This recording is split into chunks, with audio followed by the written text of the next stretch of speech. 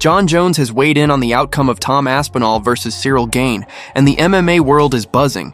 In a recent interview, Jones spoke highly of Aspinall, saying he's destined for big things in the UFC, and many fans took that as his way of hinting that Aspinall will control Ciryl Gane when they eventually face off inside the octagon. What do you make of Tom Aspinall? I think he's awesome. I think he should go on and have a wonderful career.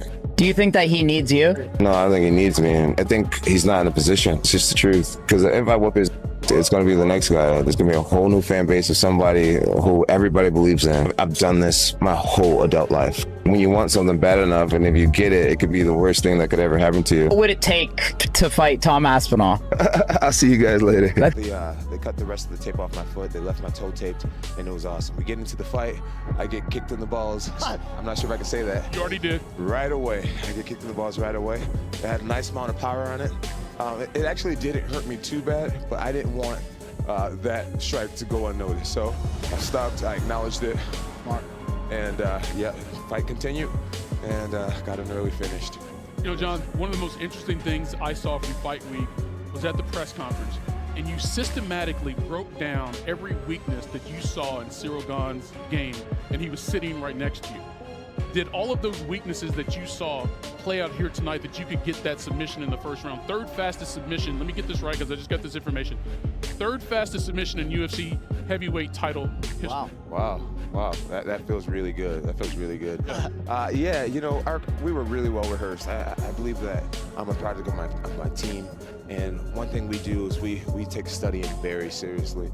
I'm not sure if Ciryl Gane landed a clean strike on me or not, but we were ready defensively for every one of his strikes, and yeah, it just felt so amazing. I'm so happy. I got a little distracted because now I'm seeing some highlights. Yeah, you want to watch it? Yeah, we all want to see it again. Yeah, I can't wait. I can't wait to see it. You know, when you're in there, you're obviously thinking incredibly clear, but you're in this flow state. So it's hard for me to recall everything that actually happened in the fight.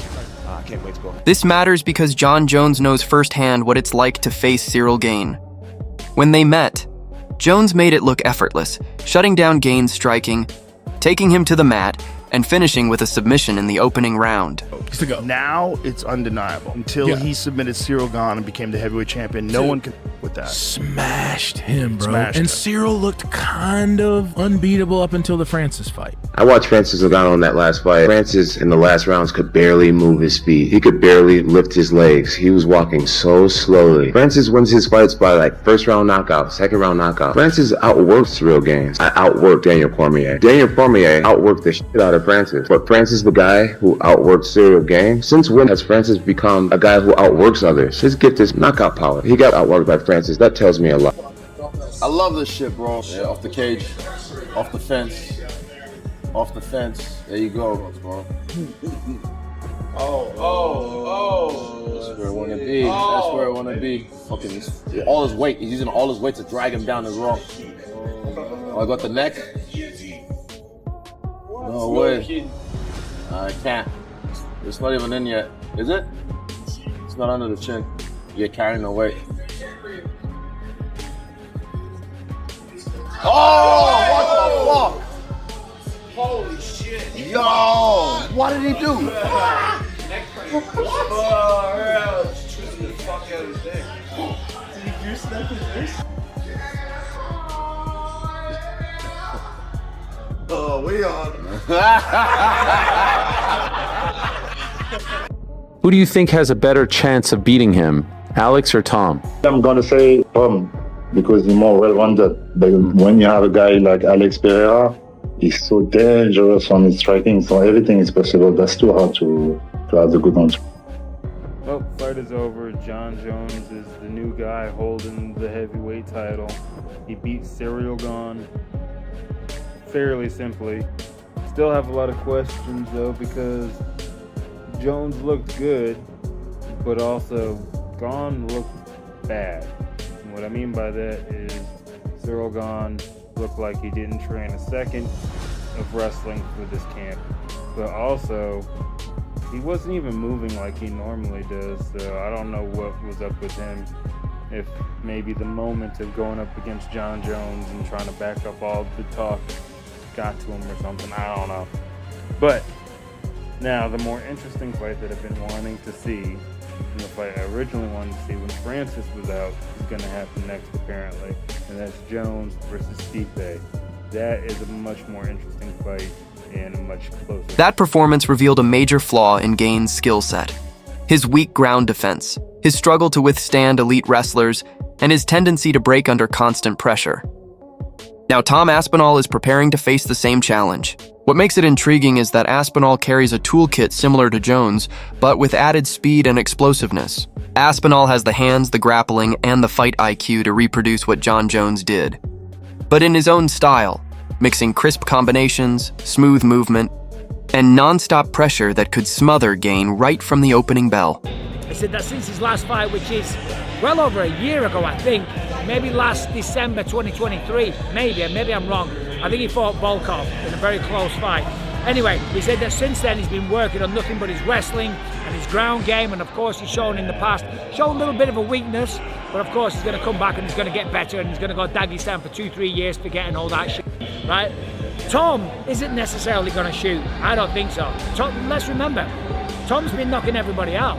Tom's been starching everyone. And let me tell you something. Yeah, shooting a double leg takedown and then getting a submission, it's cool, it's nice.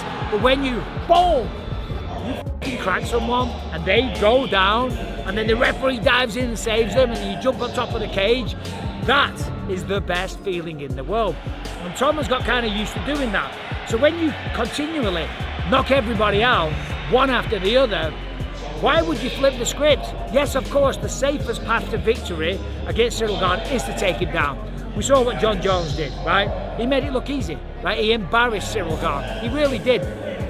And that's why, by the way, I think that makes Ciryl even more dangerous. Remember, he's had 2 title fights. He had one against Francis Ngannou. Let's remember, he turned Francis Ngannou into a wrestler because of the threat on the feet. And again, obviously, with Tom Aspinall and Ciryl Gane, Jailton Almeida and Volkov being the co-main event, if they are, just being on the fight card, they're going to be a backup fighter if anything happens to the main event. What's your thoughts on Volkov versus Gane? Aspinall versus Gane? I mean, I think it's the next best thing that we could get right now with Jon Jones not being able to do it and stepping away. And I think it's going to be interesting to see what Tom's plan is going to be, because I think on the feet, they're pretty evenly matched. I think it could be fun on the feet, but I think there's definitely a huge advantage for Aspinall when it comes to the wrestling and the grappling. And I think he'd be silly to not at least attempt to make it a bit of a grappling match and try to get the ground and pound, take him down. And we'll see. If he can defend takedowns, it could be a lot of fun. But if not, I think Tom could make some quick work. But there's a lot of pressure on Tom, man.